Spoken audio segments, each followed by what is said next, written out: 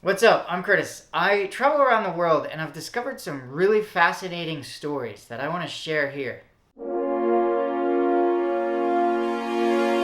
First, I'm going to Ireland, which is this island right here, right beside this bigger island that we'll call Great Britain. Almost 1,000 years ago, some powerful folks in Great Britain are getting more powerful and they're getting ambitious, and they look over to Ireland and they decide to invade.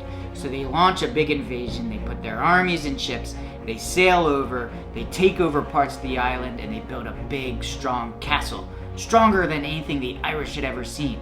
Some of these castles are still around, so I'm going to Galway on the western coast of Ireland to see what I can find. Galway is a thriving university city with a rich Irish culture and a growing tech scene. It's really cool, but today I want to get outside the city to look for castles. Galway's an old walled city. In the Middle Ages, these walls were built to protect the city from attacks, but Britain attacks the city during the invasion of Ireland and takes over Galway, making it one of their bases for the ongoing invasion.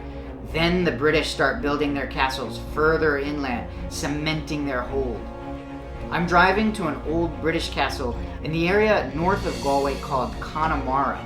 It's raining, which happens all the time in Ireland. This is Ashford Castle, built by the British soon after they invade Galway, as a deeper stronghold for the fight with the Irish.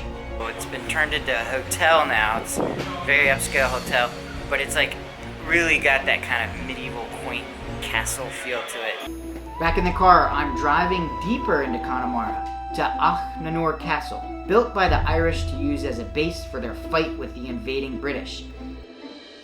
It was built by the same Irish folks who were driven out of Galway by the British. The Irish and British fight over Ireland for a long, long time.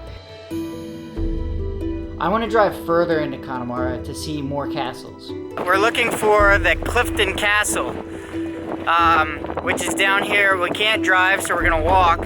This is not touristy. This is unmarked.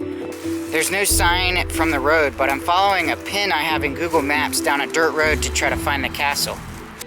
This is the only indication that there is actually a castle somewhere around here. This is definitely not commercial. It's definitely, no, this is the first sign. You do not see this from the road.